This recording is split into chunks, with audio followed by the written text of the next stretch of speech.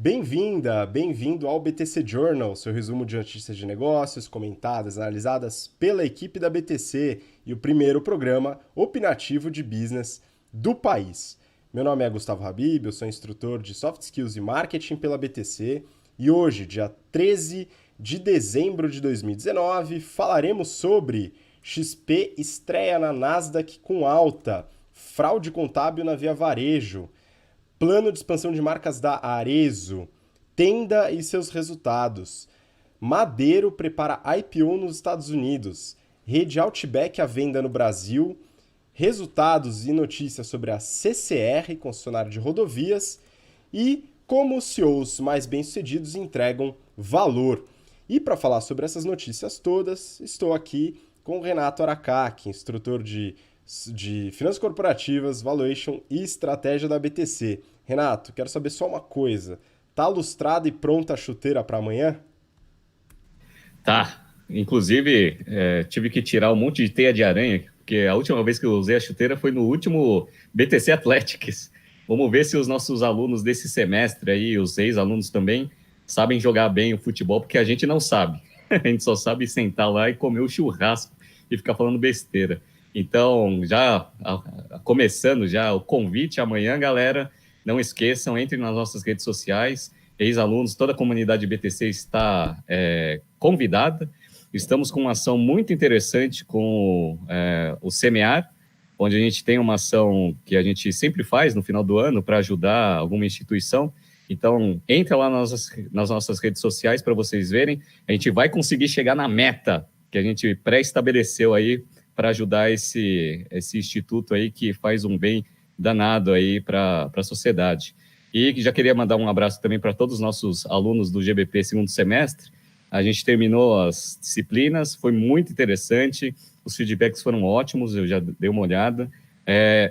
E a gente tem todo o interesse de manter um contato com vocês, muita gente passando em processos seletivos, muita gente conseguindo aplicar todos os conhecimentos que aprenderam durante o curso, isso deixa a gente muito feliz. E, obviamente, né, não posso deixar de lembrar, as inscrições para as turmas do primeiro semestre estão abertas, a turma de férias já fechou já há quase um mês. Então, caso vocês queiram passar o primeiro semestre com a gente, discutindo todos esses assuntos de negócio, analisando toda a parte de rentabilidade e produtividade, análise de mercado, entre no nosso site www.btcompany.com.br/GBP, General Business Program. E nossos cursos de férias de modelagem estão abertos também. Entre no nosso site www.btcompany.com.br/Excel Plus Business Program, ou EBP. E o nosso curso de finanças também está focado no mercado financeiro, também está com inscrições abertas. É o General Finance Program, então é exatamente o mesmo site /GFP. E vamos lá que agora a gente vai falar muito sobre notícias que os nossos alunos e ex-alunos pediram. Pois é, Renato, vamos começar, tem bastante coisa. Antes da gente começar, só vou pedir para você seguir nosso Instagram, @instabtcompany, acompanha lá, tem bastante conteúdo exclusivo, você fica sabendo também das inscrições do Journal com mais detalhes, tá? E no começo. Né? Teve muita gente me perguntando sobre alguns assuntos que a gente vai falar hoje, Renato, acho que é importante a gente começar logo, né, e discutir, mas vamos lá. Então, para você que está ouvindo a gente pelo BTC Cast, eu vou falar a fonte e o título da notícia que a gente pega de referência, e para você que está vendo a gente pelo YouTube, vou compartilhar na tela também. Tá? Então vamos lá, para a primeira notícia do episódio de hoje, é do valor econômico, e o título é o seguinte: XP estreia com alta de 28% e valor de mercado atinge 19 bilhões de dólares. A notícia fala sobre os resultados do IPO da XP, lembrando que a gente avaliou a XP Inc., né, o prospecto do IPO na semana passada, então não perca o episódio. Se você não viu, volta lá no histórico, no BTC Cast ou no YouTube. A gente avaliou no detalhe, né, falou sobre a perspectiva de alta, então essa promessa ela foi cumprida, né? O pessoal realmente ficou bem animado com esse IPO, né, Renato? Eu acho que é interessante comentar que a subida foi mais do que o esperado, né? Sem dúvida, o IPO saiu acima da banda superior que eles estavam esperando, que já foi uma excelente notícia, e logo no primeiro dia as ações já valorizaram bastante. Eu peguei o fechamento de ontem, porque ontem também aumentou, fechou em 34,64. Então, foi um belo de um IPO. Todos os sócios ficaram muito felizes, porque parte dessa operação foi secundária. E o Benchimol tá feliz pra caramba, né? O cara tá rico, muito rico, mas eu acho que foi merecido pelo todo o esforço. Quem conhece a história da XP, como ela foi criada e até onde ela chegou, acho que é só um mérito aí pelo esforço grande aí para essa grande empresa e esse grande empreendedor que revolucionou esse mercado aqui no Brasil.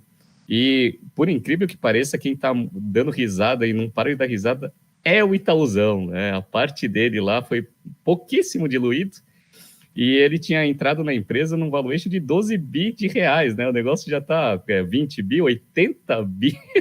Belo investimento, mostrando que o Itaúzão sabe fazer investimento, hein? Pois é, Renato, Itaú tá sorrindo, feliz da vida. Quem não tá muito feliz hoje, provavelmente a B3 e a CVM, né? O pessoal aqui, os investimentos no Brasil, todo mundo cada vez mais interessado em investir fora. E recentemente até li uma notícia falando que a CVM está planejando permitir investidores não qualificados de investirem em BDRs, né? Que seriam os fundos que trabalham com as ações do exterior aqui na Bolsa no Brasil, né? Na B3. Então, o pessoal está meio preocupado com esse movimento do pessoal abrir capital lá fora e a gente vai analisar mais uma empresa que está planejando fazer seu IPO lá fora. Então vamos acompanhar, né? Bom, vou para a próxima notícia, né? A próxima notícia também é do valor econômico, né? Vou compartilhar aqui com vocês. É o seguinte: Via Varejo encontra fraude contábil de até 1,4 bilhão de reais, né? O balanço do quarto trimestre terá um ajuste, prejuízo vai aumentar. Né? Então, essa notícia foi colocada em fato relevante, só fazendo uma pequena atualização. O último fato relevante para os investidores colocou que a fraude contábil vai ser de entre 1 e 1,2 bi. Renato, explica um pouquinho o que se deu nessa fraude contábil, né? Acho que tem a ver com a questão trabalhista, né? Se você puder dar um pouquinho de luz aí para o pessoal entender o que está acontecendo com a Via Varejo, que já está numa situação meio complexa operacionalmente. Na parte operacional e estratégica, ela está tomando um calor, porque a empresa ela tem prejuízo, queima caixa, aquele desenho ótimo que a gente viu sobre e-commerce. E ainda tem a Magazine Luiza aí bombando, né, na bolsa e nos seus resultados. Então, ela está passando por um processo de turnaround. Beleza. A notícia ela fala que eles estão numa investigação interna para identificar ou apurar de uma forma mais consistente uma possível fraude contábil. A princípio, boa parte dessa fraude contábil ela vem da parte de provisão de processos trabalhistas. Como que funciona isso? Funciona da seguinte forma: a empresa, principalmente uma empresa que tem bastante funcionário, ela recebe bastante processo trabalhista. Tudo bem que a reforma trabalhista atual ela deu uma aliviada nesse processo, mas, assim, ela herdou muita coisa do passado e ainda vai ter bastante coisa ainda, porque não é que a gente vai zerar isso com a reforma trabalhista. Mas, enfim, conforme você vai sendo processado e os processos vão sendo julgados, o advogado da empresa ou o escritório advocatício que ajuda a empresa nesses processos, ela vai dando uma estatística de cada processo, o valor, né, pedido e a probabilidade disso se concretizar ou não. Aí depende se está na primeira instância, segunda, etc. E aí você vai provisionando esse valor no seu... Porque é um passivo da empresa, a empresa já sabe que ela vai precisar ter esse esforço econômico aí para honrar esses processos. Então, você já faz uma provisão, já aumenta o seu passivo e você já vai apropriando isso conforme o resultado vai aparecendo lá nos resultados do DRE. Então, o que aparentemente, né, está dizendo aí na notícia é que eles não fizeram essas provisões de forma correta. E agora, então, se você não faz essa provisão, você não vê isso no passivo e, consequentemente, você não influencia o resultado trimestral das empresas. Então, acho que eles identificaram isso, já quantificaram o quanto que tem de processo, a probabilidade disso se materializar em resultado negativo, e eles vão já colocar essa provisão, esse ajuste no quarto tri. Provavelmente esse quarto tri vai ser péssimo, porque eles vão ter que pegar tudo que eles não provisionaram no passado, já vão jogar tudo numa batelada só no quarto tri, e já vão apropriar isso já no resultado do quarto tri da Via Varejo. Ou seja, né, eles estão dimensionando que vai ser em torno de um bi e pouco. O resultado que já era péssimo vai ficar péssimo menos, né, 1 bi. Então, o resultado não tá sendo bom, não, e vamos acompanhar aí como que vai ser os resultados do quarto trimestre, até para a gente entender. Essa parte de provisão é bem importante, porque isso daí dá bastante visibilidade para os investidores. Às vezes você está vendo uma empresa que está indo super bem, está com lucro, etc., mas ela tem um passivo oculto ali que a empresa não está conseguindo identificar. O único ponto interessante dessa notícia também é que quem audita os resultados da Via Varejo é a Ernst Young.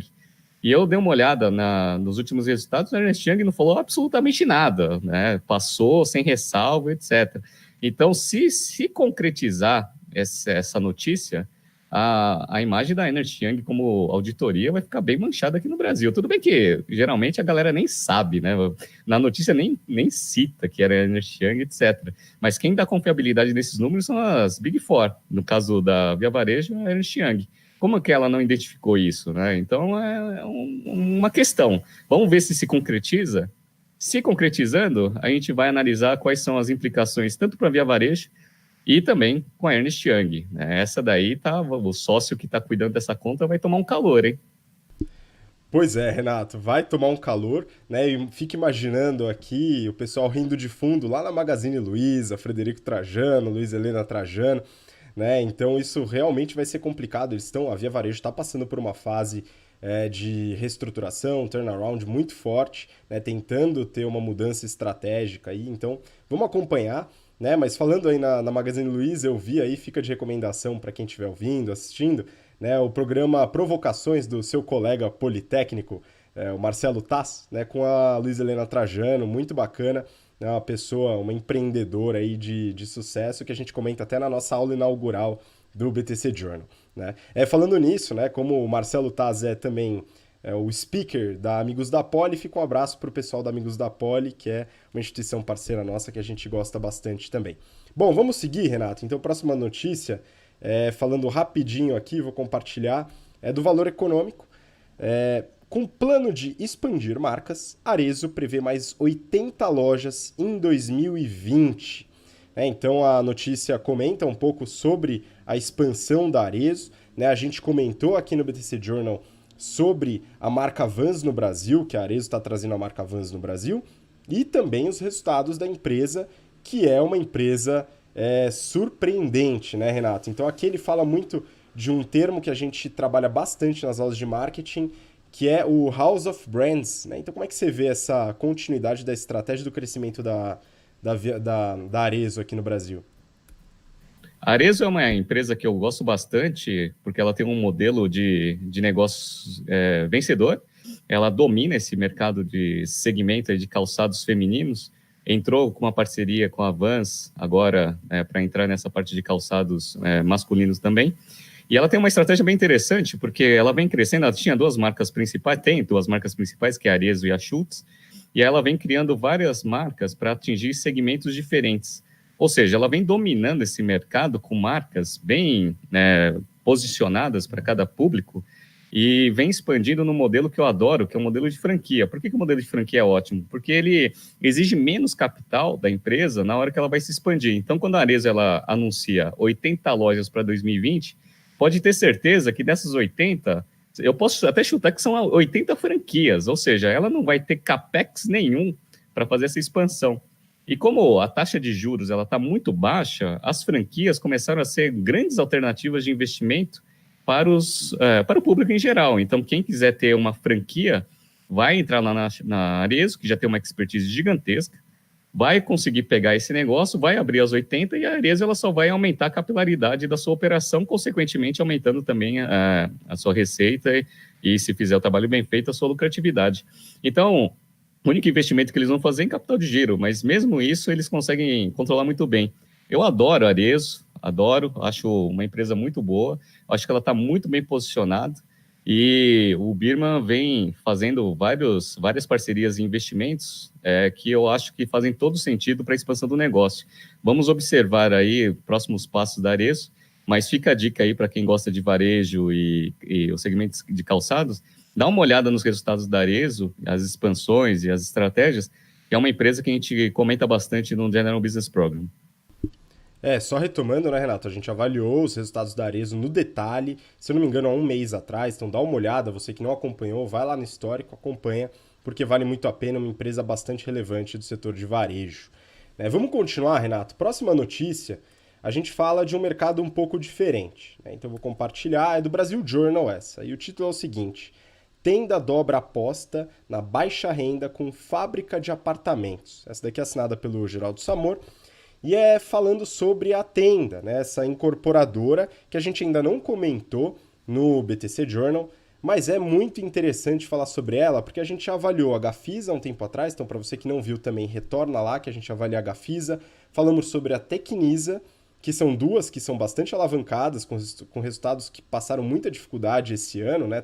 Talvez deem um retorno aí no ano que vem. E a Ezetec, que a gente também avaliou no BTC Journal, e que é uma empresa que tá tinindo, né? Tem caixa líquido, maravilha, né? Aquilo que a gente gosta bastante. Agora, essa Tenda, ela é um espetáculo, né, Renato? Como é que você vê essa empresa, esse modelo desses apartamentos de baixo custo? Vamos lá. Os alunos me perguntaram um pouco sobre a minha opinião sobre o segmento. Eu já falei aqui na avaliação, principalmente da Gafisa e da Ezetec, que eu não gosto muito do segmento, mas aí é um gosto pessoal, não tem nenhuma base. Mas eles me perguntaram se tinha algum benchmark. Assim, ó, se você fosse investir nesse segmento, em quem você investiria?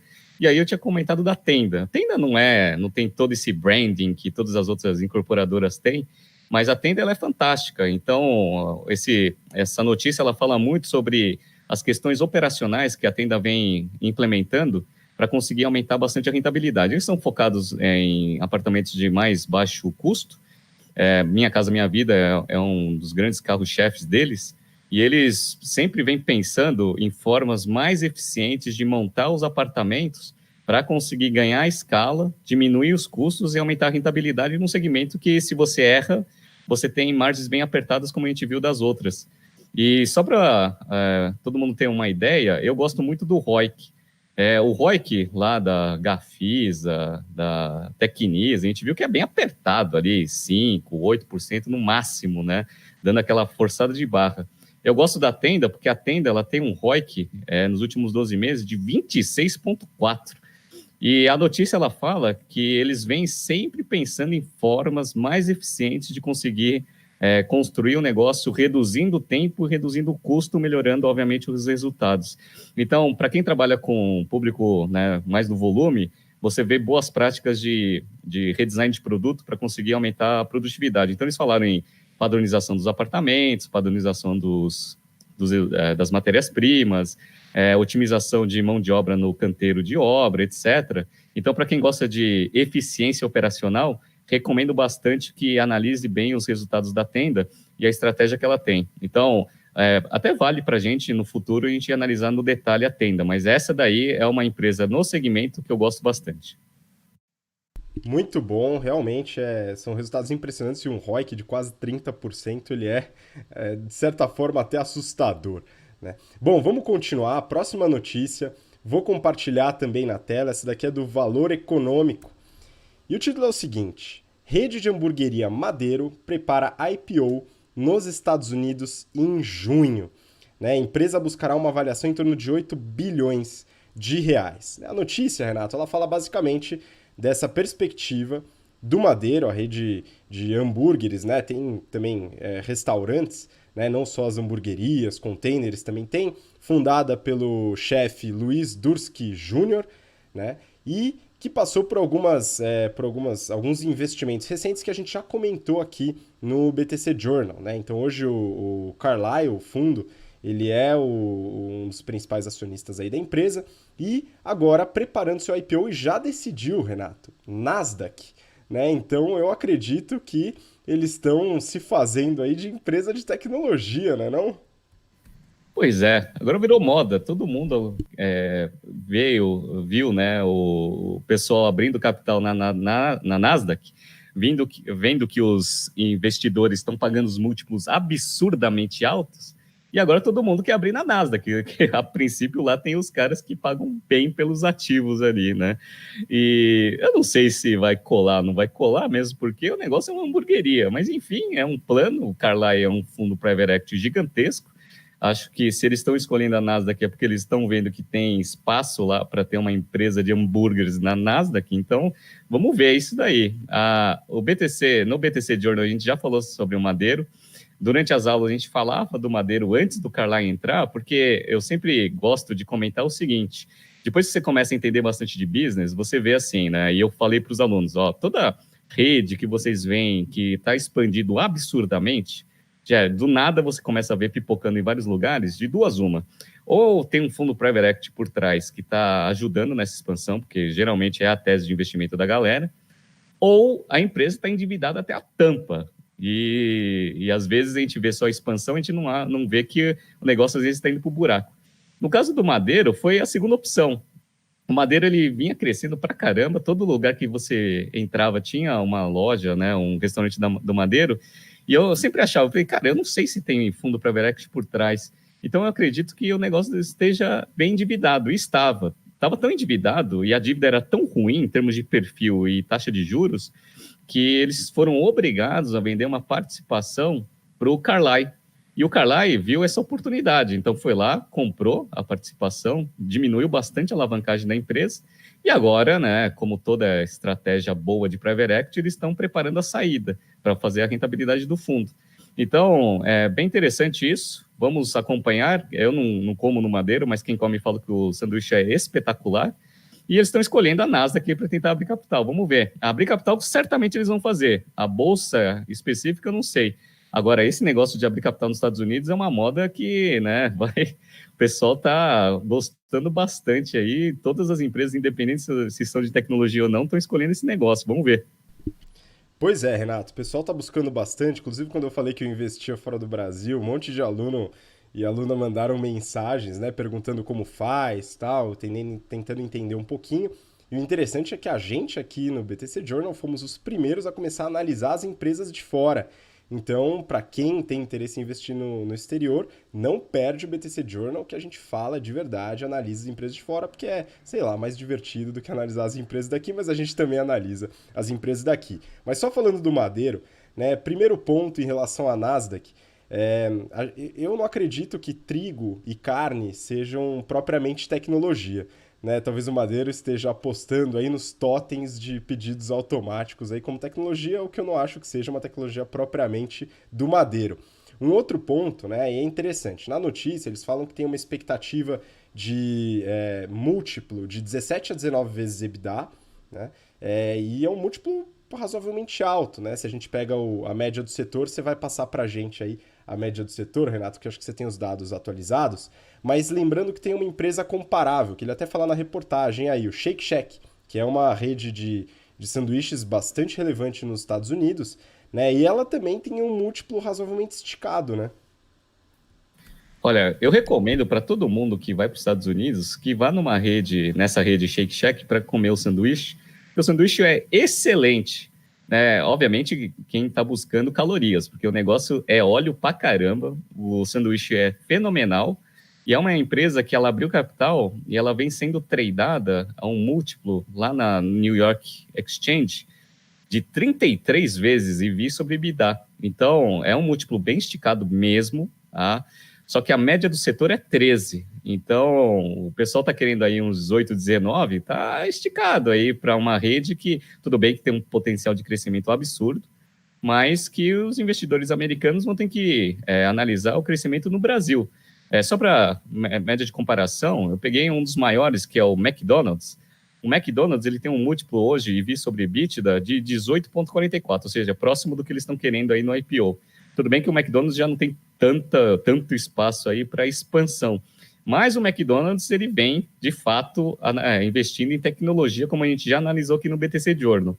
Se fosse para ter uma empresa na Nasdaq de alimentos que tivesse um pezinho em tecnologia, seria o McDonald's, coisa que não é. Então, vamos ver aí se esse plano aí do Carlyle de abrir capital no negócio na Nasdaq vai prosperar ou não. Senão ele vai ter que ir para o arroz com feijão, ou para Nova York, ou aqui no Brasil na B3. Vamos ver.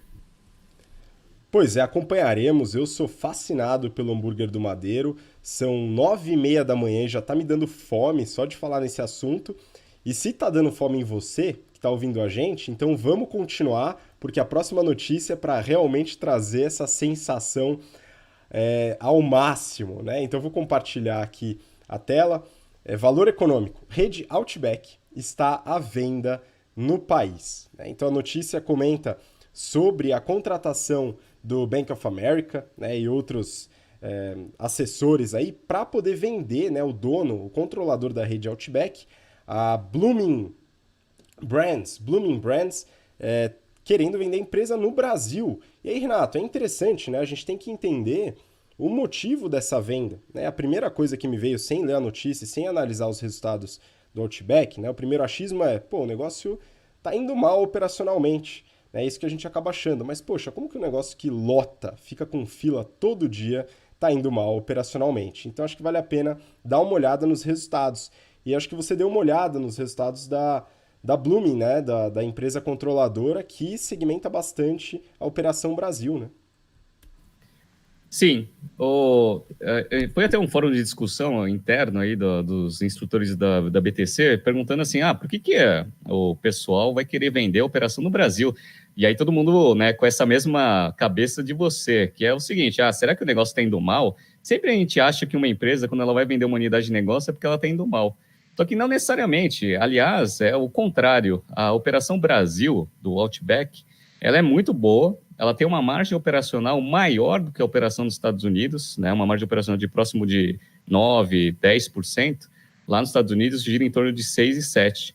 Então, aquele fluxo de pessoas que a gente vê, que a gente não consegue ir sexta-feira à noite, não consegue ir em lugar nenhum. Aliás, com uma dica, né? Quem quiser ir para o Outback é só ir para o Shopping Vila Olímpia, porque lá não tem ninguém, né, no final de semana.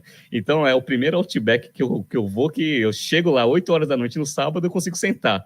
Então, esse fluxo absurdo que eles têm se concretiza em margens operacionais de 10%.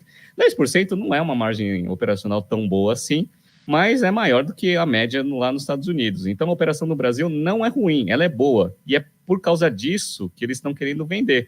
Então, eles vão conseguir, eventualmente, compradores querendo pagar um valor maior, né, porque é uma operação boa, vai ter mais comprador, consequentemente, eles vão conseguir aumentar o caixa. E aí, a segunda coisa que foi interessante para ver é por que o Outback está querendo vender a sua Operação Brasil, sendo que ela é tão boa assim. E aí, eu dei uma olhada nos números. Eu peguei aqui os resultados dos primeiros 9 meses. Eles tiveram ali 3 bi de receita nos primeiros 9 meses, que está em linha com os primeiros 9 meses de 2018. Margens operacionais iguais, lucro líquido igual. O lucro líquido deles foi de 102 milhões, então é uma margem bem apertada para uma receita de 3 bi. Qual que é o ponto? É uma empresa lucrativa. Tudo bem que a margem é apertada, mas dá lucro. O problema é que eles estão com uma dívida gigantesca. Eles têm mais de 1,3 bi de dívida. E eu dei uma olhada no fluxo de caixa operacional dos caras. Então, eles geraram, nos primeiros 9 meses, 180 milhões de fluxo de caixa operacional. Se você adicionar ali mais um trimestre, dá ali uns 240. 240 para uma dívida de 1,3, dívida líquida sobre EBITDA é alto. Então, até para dar uma aliviada ali no nível de alavancagem, como que você faz? Ou você gera mais caixa, que a princípio é a coisa mais difícil que tem, porque eles não estão conseguindo resolver isso, porque está estável, ou você se desfaz de alguns ativos para conseguir gerar caixa e diminuir esse nível de alavancagem.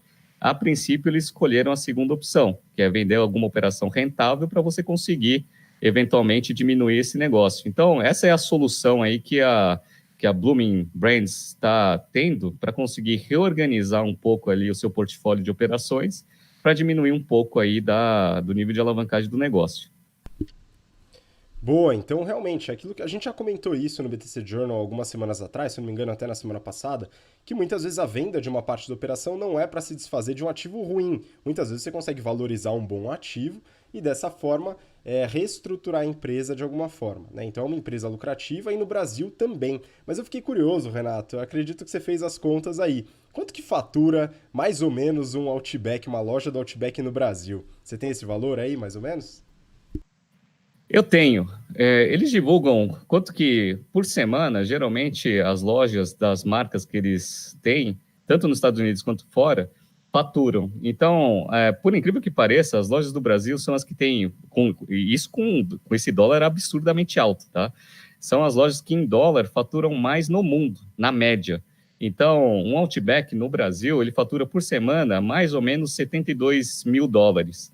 sendo que essa é a primeira, é a que fatura mais. A segunda é a Fleming's Prime Steakhouse and Wine Bar, lá nos Estados Unidos, que é próximo de 72, 71,9. Então, e o Outback lá nos Estados Unidos é 66 mil dólares por semana. Então, se a gente for pegar aqui, ó, 72 mil por... eles pegaram o dólar de 3,88. Dá mais ou menos 280 mil por semana. Se você multiplicar isso por 52 semanas, dá quase 14 milhões, dá uns 14 milhões e meio. E aí, então dá mais ou menos 1 milhão e 200 aí por mês, por loja, no Outback no Brasil. Uma margem aí de 10%, a gente consegue ver qual que é, minimamente, né, uma proxy aí de lucratividade do negócio. Então, o negócio é bom? O negócio é bom. A quantidade de pessoas que fica lotando os Outbacks traz resultado? Traz resultado. Inclusive, são as lojas mais com performance melhor de venda por semana. Então, é um bom ativo. Aí, se você pegar um comprador que tenha uma expertise operacional, que vai conseguir melhorar essa margem, pelo menos fluxo tem, só não pode mexer muito na proposta de valor, porque quem já foi no Outback lá nos Estados Unidos sabe que o posicionamento do Outback ele é um pouco diferente do posicionamento do Outback aqui no Brasil. Aqui é um negócio um pouco mais premium, lá nos Estados Unidos não é um McDonald's, mas também não é um restaurante luxuoso, é um restaurante bom ali que você consegue ir durante a semana. Então, vamos ver, parece que a IMC e o grupo lá do pessoal do Wizard estão avaliando o ativo para ver se eles colocam mais uma empresa dentro do portfólio que eles já têm lá, o Pizza Hut, Vienna, etc. Vamos ver se esse processo se concretiza para a gente ver se o Outback vai continuar com a sua operação ou se agora ela vai passar por uma transformação e vai ficar meio posicionado que nem lá nos Estados Unidos. Vamos ver. Renato, esse é um bom link que você fez, né? Um dos possíveis compradores da operação é o IMC, o International Meal Company, que a gente avaliou no Brasil, que a gente quer dizer, no BTC Journal, né? Então a gente dá uma olhada no histórico, né? Acho que vale a pena acompanhar, né? A rede que agora engloba também as operações do KFC e Pizza Hut no Brasil, né? É um possível comprador e é uma operação rentável, como a gente mostrou aqui. Né? Dá uma olhada, mas esse último ponto que você falou da gourmetização, né? O Outback sendo premium no Brasil, né? É impressionante como todas essas marcas americanas viram premium no Brasil. E acho que o limite disso foi o Wendy's, né? Que entrou no Brasil com uma loja na Juscelino Kubitschek, né? Provavelmente um dos restaurantes mais populares e baratos dos Estados Unidos, né? Fast food, que virou premium gourmet no Brasil. Acho que esse é o limite, daí não passa, né? Vamos acompanhar. Pois só para adicionar o que você falou, o Wendy's. O Wendy's é o lugar que eu mais vou comer nos Estados Unidos para economizar dinheiro. Eles têm um combo que chama 4 for 4. Então são 4 itens, é um sanduíche, uma sobremesa, um complemento e um refrigerante por $4. Então, pessoal, se vocês quiserem dar uma economizada e quiserem ir comer num lugar que pelo menos te dê caloria para você não desmaiar durante o dia, vá para o Wendy's nos Estados Unidos, que o negócio é muito barato, né? Mas, cara, o público que vai lá não é o público mais qualificado. Já vou avaliar, já vou antecipando para vocês, mas vocês vão comer barato. Assim, lá é um lugar que você não vai encontrar muita gente de colete da Faria Lima, né? Um público um pouco diferente, segmentado. Bom, vamos continuar. A próxima notícia, né? Vou compartilhar na tela com vocês, do Valor Econômico também. CCR obtém decisão da Justiça para barrar redução de pedágio na BR-163. Né? BR-163 é uma rodovia que fica no Mato Grosso do Sul, né? Pela concessionária MS Via, concessionária da rodovia Sul Mato Grossense. Né? Renato, eu peguei essa notícia mais como uma desculpinha para a gente poder fazer uma análise da CCR, porque a gente teve muitos alunos pedindo para a gente falar sobre as concessionárias de rodovias. Um desses alunos, inclusive, foi aluno nosso de sábado, né, da turma de sábado, trabalha na Eco Rodovias e eu falei para ele que ia analisar a competição, para ele ficar atento aí e conseguir ajudar nas estratégias da empresa dele, que ele já conhece, já estuda bem, é um excelente aluno, e agora vai ficar atento aí à concorrência, à competição, para ver como é que ele pode agir para crescer na empresa, né? E aí eu acho que vale a pena a gente pegar um pouco do histórico, né? Você deu uma analisada com profundidade na CCR, né? Você deu uma olhada no histórico, Renato? Eu dei uma olhada, até contando um pouco de história. A CCR ela foi fundada em 1999 e ela se chamava Companhia de Concessões Rodoviárias. E aí juntaram várias empresas que tinham concessões, criaram a CCR para conseguir fazer uma empresa controladora e expandir os seus negócios com mais escala. A estrutura societária deles ela é bem interessante, só gente boa, então eles têm ali mais ou menos uns 55% de free float, e o resto ele é dividido em três grandes grupos. Então tem lá o grupo Andrade Gutierrez, tem a Camargo Correia e esqueci, Soares Penido aqui, que eu não conheço muito esse grupo. Eles controlam com participações meio parecidas ali, próximo de 15% todas, e o resto é free float. Desse free float, 86% são investidores internacionais e o resto é a gente. Pessoa física, só 3%. Então, essa é mais ou menos a ideia. A empresa, ela é majoritariamente focada em rodovias, mas ela tem basicamente 4 unidades de negócio onde ela separa a sua receita. Ela tem a parte de rodovias, tem a parte de mobilidade urbana, que a gente vai falar um pouco mais na análise, tem a parte de aeroportos, que eles entraram forte, e a parte de serviços. Serviço, o que eles consideram como serviço? Tem lá centros de serviços compartilhados, eles têm uma parte ali de transmissão de dados e uma parte de serviços aeroportuários. Então, é a parte de serviços propriamente dita que eles colocam isso daí. É bem relevante em termos de receita, mas é um complemento ali para a diversificação do negócio. Mas o grosso mesmo vem de rodovias, mais de 80% da receita, na média ali 80%, da receita deles é das rodovias, das concessões que eles têm. E aí o restinho é a composição das outras unidades de negócio. A segunda unidade de negócio deles é a parte de mobilidade. Mas a gente vai analisar um pouco mais. Você deu uma olhada, né, também na CCR, nos números, etc. Como que é a CCR aí dentro dos financials? Meu, tem alguns pontos aqui que eu coloquei que eu acho que é interessante a gente pontuar, né? Se a gente falar de receita líquida no TRI, né, no último TRI, terceiro TRI de 19, conforme está no resultado divulgado por eles, deu mais ou menos 2,4 bi de receita líquida, um aumento de 15% em relação ao mesmo período de 2018, tá? Então teve um aumento relevante. Aí vamos para o breakdown de receita, que eu acho que é interessante aqui.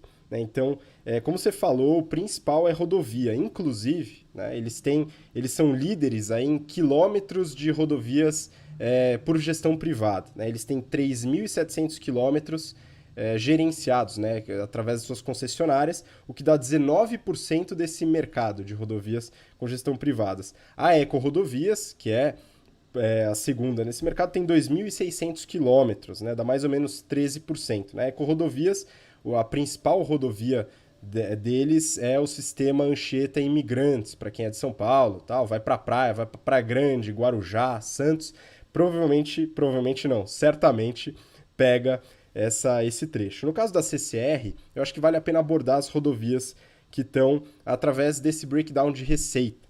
Tá? Então, desses 2,4 bi, a gente pega... Esse breakdown foi feito em 2018, tá? Mas eu acho que dá para fazer bastante referência.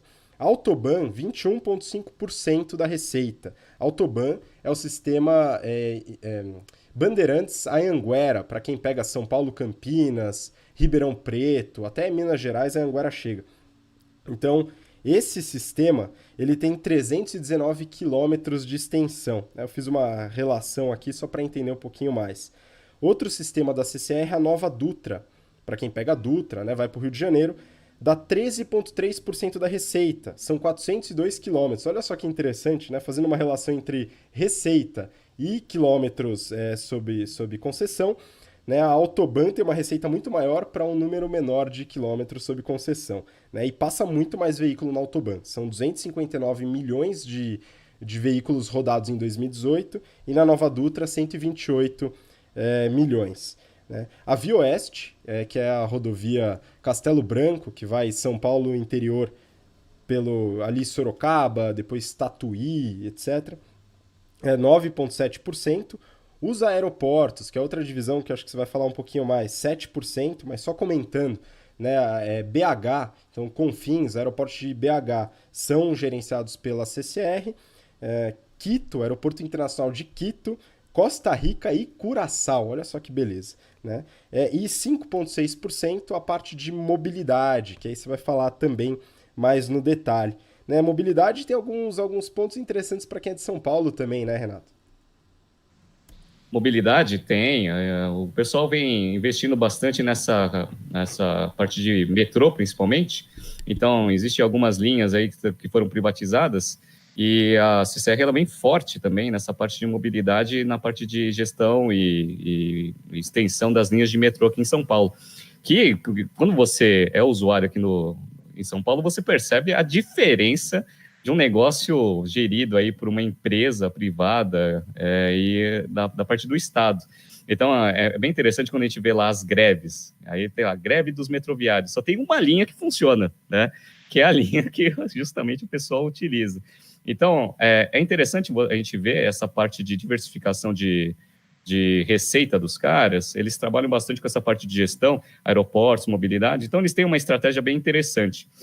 Uma coisa que é importante a gente falar sobre esse business, independente quando a gente fala sobre aeroportos ou mobilidade ou a parte de rodovias, é que ele funciona da seguinte forma: ele trabalha muito sobre concessão. Então, ele precisa ganhar uma concessão ali do Estado para conseguir gerir uma infraestrutura, criar a infraestrutura e fazer a gestão dela num determinado período de tempo. Ou seja, por que eu estou falando isso? Porque a receita desses caras, eles têm 3 formas de crescer, né? A primeira é tendo mais concessões. Então, pegando mais aeroportos, fazendo mais estradas e, eventualmente, pegando mais linhas de metrô aí para conseguir aumentar a sua receita. Esse é um, tá? Mas esse depende bastante ali de agentes de mercado. Agora, com o que eles têm, eles já têm uns contratos muito de longo prazo. Então, primeira coisa, renovar esses contratos, que é importante para eles. Então, quando os contratos eles começam a chegar ali no prazo de vencimento, é importante começar uma negociação para estender esse prazo, isso é importante. Agora, com os contratos já de longo prazo, como que eles fazem? Primeiro, né, vamos pegar a parte de rodovias, que é o grosso deles. Como que eles aumentam a receita deles? Primeiro é aumento de tráfego. Então, isso daí, né, com o crescimento do Brasil, com o crescimento da atividade econômica, a princípio vai aumentar o tráfego nas rodovias, consequentemente vai aumentar a receita deles. Esse é um jeito, tá? O outro jeito, ele é o aumento de tarifa, ou seja, você vai lá na estrada e você paga lá um pedágio um pouco maior. Esses aumentos, eles já são pré-estabelecidos no contrato. Então, ele já tem um aumento de preço médio já pré-estabelecido. E é ótimo isso daí, porque dependendo de como você estrutura bem as suas rodovias, a elasticidade é baixíssima. Você pode aumentar a tarifa, que você não vai diminuir muito ali o fluxo. Na verdade, você nem vai diminuir, porque não é porque você, por exemplo, a gente vai muito para Campinas, né? Não é porque aumentou a tarifa que, então não vamos mais para Campinas. Não, a gente tem que ir para Campinas, não tem jeito, né? Então a gente vai ser obrigado a pagar mesmo. Então, eles têm um aumento já de contrato. Esse aumento é interessante. Nos primeiros 9 meses, eles tiveram um reajuste de 2,8% por contrato. Quando você falou da MS Via, a gente viu lá que eles têm um ticket médio ali de 6,59, aumentou 0,5% e a galera quer diminuir, né? E aí, obviamente, estão nessa briga aí por liminares. Mas olha que interessante, a Nova Dutra é a que cobra o pedágio mais caro por veículo rodado. Na média, é R$ 10,92. E a Autobahn, que a gente usa bastante, é 8,53. Tá? Então, isso é interessante. Então, essas são as formas de você aumentar a receita do negócio. Um, conseguindo mais concessões. Outro, pegando as concessões existentes e aumentando o fluxo para aumentar a receita. Ou aumentando as tarifas. Ou fazendo, obviamente, os 3 ao mesmo tempo. Na parte de aumento de fluxo, eles fizeram um estudo bem interessante, principalmente para a parte de rodovia. Eles fizeram um estudo que o crescimento do tráfego, dado que o nosso modal logístico mais utilizado é o rodoviário, ele tem uma correlação com o crescimento do PIB. A correlação, né, a elasticidade que eles chamam, é de 2 vezes. Ou seja, se o PIB cresce 1%, ele tende a crescer de 2% ou mais na média. Então, dado que a gente tem uma perspectiva boa aí de crescimento econômico nos próximos anos, a princípio, esse negócio tende a crescer naturalmente em termos de receita. Pois é, Renato, e tem um ponto interessante que eu acho que vale a pena comentar também, que é o breakdown de EBITDA. Né? Então, para uma receita, né, de 2,4 bi, tem um EBITDA de 1,5 bi, né? Uma margem EBITDA bastante alta nesse sentido. E eu queria analisar a questão do breakdown de EBITDA.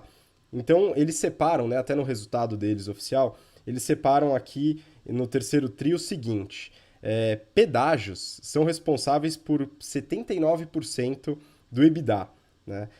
Mobilidade 14% e aeroportos 5%. Aí eu fiz uma breve análise horizontal ali, pegava o histórico só do semestre anterior, né, mas tem o histórico maior também, do mesmo período, desculpa, do terceiro TRI de 2018, né, a representatividade do pedágio no EBITDA era 83% e de mobilidade 10%, o aeroporto era 6%.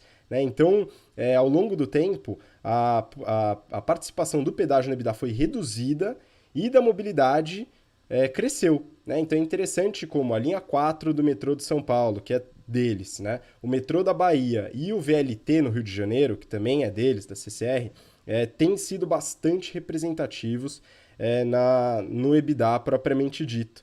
Né? Isso é interessante. Tem um outro dado aqui que eu acho que você viu, que eu queria comentar. Meios de pagamento nos pedágios. Né? Esse daqui é interessante. Meios de pagamento eletrônico corresponde a 70% do faturamento nos pedágios das rodovias e manual 30%. Não parece, né, Renato? Parece que tem um monte de gente esperando ali para pagar e o fluxo de dinheiro está no manual, mas realmente está nos meios de pagamento eletrônicos. Pois é, a gente tem a impressão que, eu tinha pelo menos uma impressão antes de olhar bem os números, que o manual ainda tinha uma participação relevante, e não. A gente tem aquela impressão, porque a gente fica parado, né, vê um monte de gente parada, e fala assim, olha quanta gente ainda paga com dinheiro, né, mas você não está vendo que a galera está 100 por hora passando do seu lado lá, e você não vê a quantidade de pessoas, de carros que passam ali, enquanto você fica ali parado, né. Eu demorei bastante para usar o sem parar, porque eu não gosto de ficar pagando a mensalidade, mas começaram a dar tanta promoção aí de sem parar, com os outros lá também de mensalidade grátis que eu peguei. E de fato é um negócio que dá um benefício muito grande para quem usa muito estrada, que é o nosso caso. A gente vai muito para Campinas, vai muito para o interior de São Paulo fazer palestra. Uma coisa que é bem interessante desse business é que, como eu falei um pouco sobre a característica da receita, ele é um negócio minimamente seguro. Então, uma vez que você tem a concessão, você vai usufruir dela por vários anos, e aí você mostrou, né? Então, por exemplo, o metrô, você pegou a concessão, fez o metrô e conseguiu iniciar a operação, o negócio é EBITDA na veia. A rodovia também é EBITDA na veia por vários anos.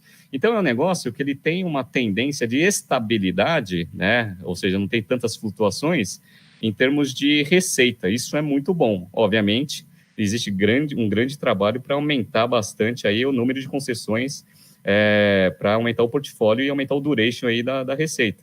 Mas como o Brasil ele é bem carente em termos de infraestrutura, eu acho que a CCR tem um espaço muito grande ainda para conseguir. E o business é ótimo, né? Então, só para a gente pegar aqui nos primeiros 9 meses, quanto que ele gerou de fluxo de caixa das atividades operacionais?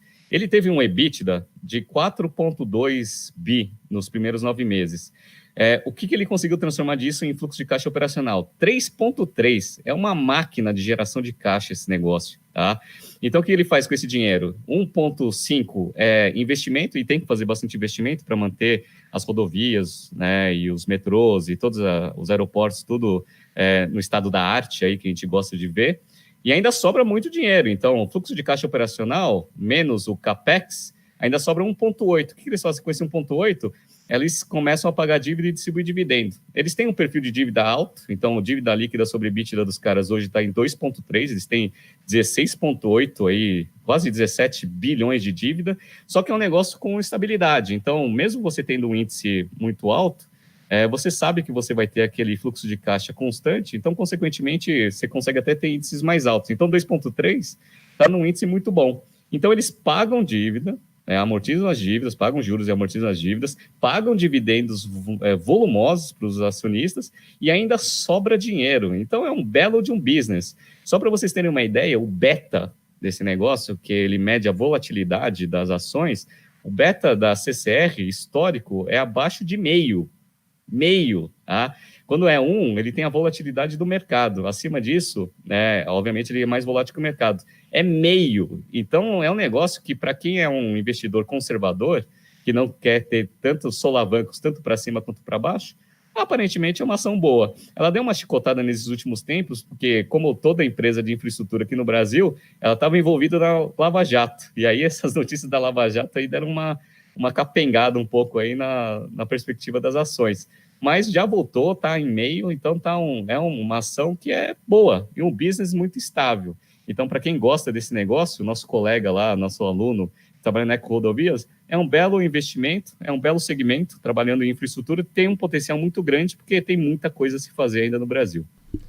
Pois é, Renato, então essa questão de investimento é o que você falou, é bem seguro, né? Uma ação mais estável mesmo, e agora com a Selic a 4,5, e ano que vem vai baixar mais ainda, talvez, esse negócio, né? Realmente, ó, ao invés de colocar o dinheiro na poupança, coloca na CCR, né, com rodovias, né, ou nas empresas de energia, que a gente até avaliou e tem uma característica semelhante nesse aspecto, né, operacionalmente bem diferente, mas nesse aspecto de segurança e concessões, contratos, tem uma certa semelhança, né? Mas é uma empresa interessante, geradora de caixa e pagadora de dividendos também, né? Bem legal. É um setor novo que a gente avalia e vai a Eco Rodovias, né? Fica aí a promessa, só não dou data para promessa, mas a gente vai avaliar em breve também no detalhe. Beleza? Bom, vamos seguir para a última notícia do BTC Journal, né? E eu vou compartilhar aqui com vocês.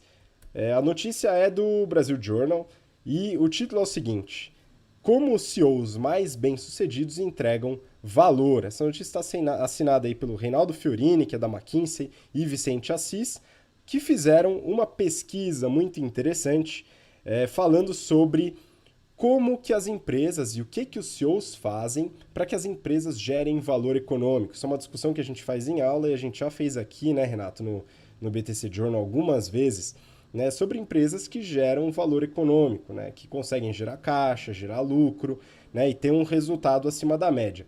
Segundo a reportagem, a maioria das empresas, no caso do Brasil, 75%, operam em nível de break-even econômico, né, não geram valor econômico, né. Essa quantidade de empresas que geram valor econômico é muito pequena, né, muito concentrada. Coloca que 7% das empresas brasileiras concentraram nesse período, né, no último ano, mais de 80% do valor gerado aos acionistas acima do custo de capital, né? Então a gente fala muito sobre isso em Finanças Corporativas Evaluation, sobre a geração de valor econômico e custo de capital.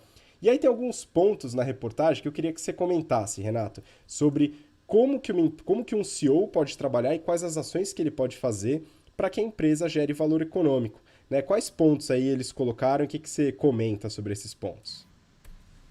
Bom, só para a gente padronizar a análise, valor econômico, ou lucro econômico, que ele diz, é o que a gente mede, que a gente ensina nas nossas aulas de Finanças Corporativas e Valuation, que chama EVA, Economic Value Added. Basicamente, é uma métrica de rentabilidade onde você vê o lucro operacional menos o quanto que o seu capital operacional deveria render, certo? Então, a fórmula é muito simples, é o NOPAT, Net Operating Profits After Tax, menos o WOC, que é o custo de capital de todas as fontes de financiamento da empresa, capital próprio terceiro, vezes o capital operacional da empresa. Se você consegue dar EVA positivo, você consegue rentabilizar a sua operação acima do custo de capital da empresa. Quando ele fala de break-even, é que você dá exatamente o mesmo custo de capital, ou seja, você não gera valor para a empresa, ou seja, você só gera valor para financiar o seu capital interno. E se você dá abaixo, você destrói valor. Então, isso a gente ensina bem no detalhe nas nossas aulas de Finanças Corporativas e Valuation, a gente gosta bastante dessa métrica. Então, o que a notícia fala, basicamente, é que você tem 3 alavancas, né? Primeiro é a própria empresa, como que a empresa é estruturada, a cultura, etc. Isso daí é uma das alavancas de geração de valor. A segunda é o segmento, se o segmento ele tem uma tendência de crescimento ou não, isso daí ajuda bastante. E a gente já falou isso no BTC Journal, né? A própria McKinsey já fez um estudo que ela fala que às vezes o segmento às vezes é mais importante do que a própria gestão dos executivos. E a terceira é a gestão do CEO. Tá? Então, ele fala do que o CEO ele pode fazer para conseguir aumentar a geração de valor econômico, dado que ele, dos 3, ele é uma peça importante ali para você conseguir fazer a empresa dar um EVA positivo. Então, ele fala 5 alavancas. A primeira chama evolução do portfólio de negócios, ou seja, trabalhar bem essa parte de portfólio. A segunda é garantia dos investimentos superiores à média do setor, ou seja, fazer aquela análise bem detalhada, né, de quanto que você investe, qual que é o fluxo de caixa futuro, né, o risco desse negócio e quanto que esse negócio vai dar de Internal Return Rate, né, ou VPL.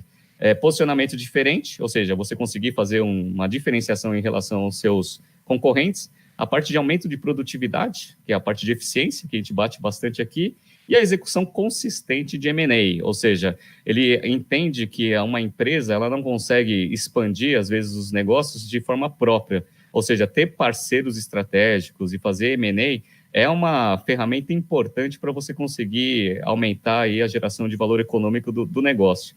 Uma coisa que eu gostei bastante dessa reportagem é que, lendo, né, os 5 pontos, esses 5 pontos são os pontos principais que a gente avalia, né, que a gente ensina nossos alunos a fazer dentro do General Business Program. Então, primeiro, evolução do portfólio de negócios. É a segunda aula, a gente fica batendo a segunda aula inteira e fala sobre problem solving, quando a gente pega alguns casos, sobre portfólio. Então, os nossos alunos estão bem preparados nessa parte de, né, análise de portfólio. Garantia de investimentos superiores à média do setor também é uma coisa que a gente bate bastante, principalmente na primeira parte do curso, quando a gente fala muito sobre análise de investimentos, análise financeira e a parte de Finance Corporative Valuation.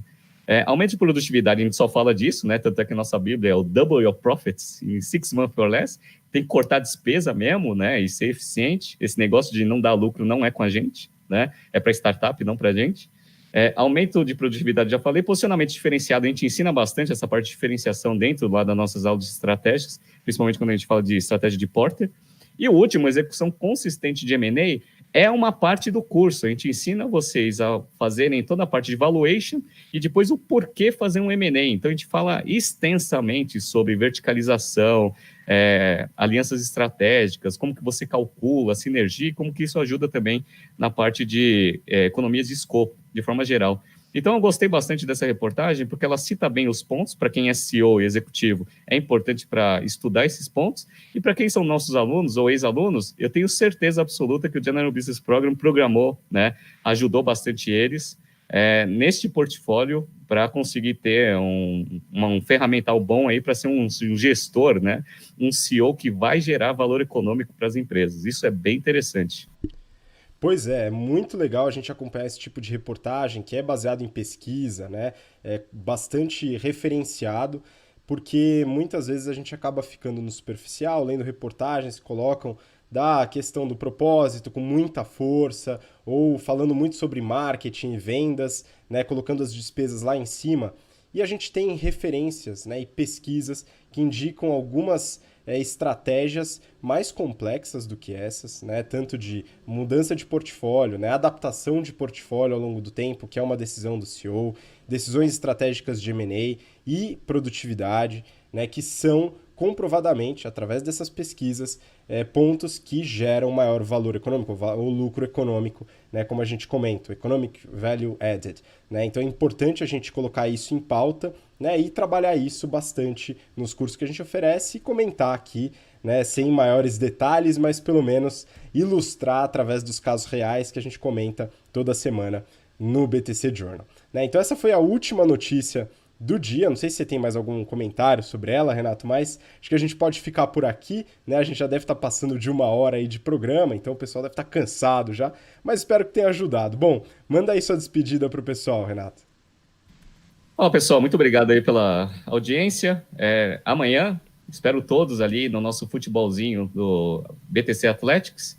A gente vem se encaminhando aí para o final do ano. Espero que todo mundo passe bem esse final de ano, dezembro. Preparem-se bastante, já façam, se eu puder dar uma recomendação, a última quinzena de dezembro, tanto a BTC quanto eu, pessoa física, eu tiro ali para fazer uma reflexão do ano e também fazer um planejamento já para as ações de 2020. Então, peguem esse final de ano que está um pouco mais tranquilo, eu sei, descansem bastante, eu sei que vocês trabalharam bastante, estudaram bastante, mas já comecem a parte de planejamento também para 2020, para começar janeiro aí com o pé no peito, né? Já começar com tudo. Então, grande abraço a todos. Semana que vem estamos de volta aí e amanhã espero todos aí no BTC Athletics. Grande abraço a todos. Muito obrigado, Renato. Muito obrigado a você que acompanhou a gente até agora, assistindo ou ouvindo. Temos encontro na próxima semana. Nos vemos no BTC Journal. Grande abraço. Tchau, tchau. Até lá.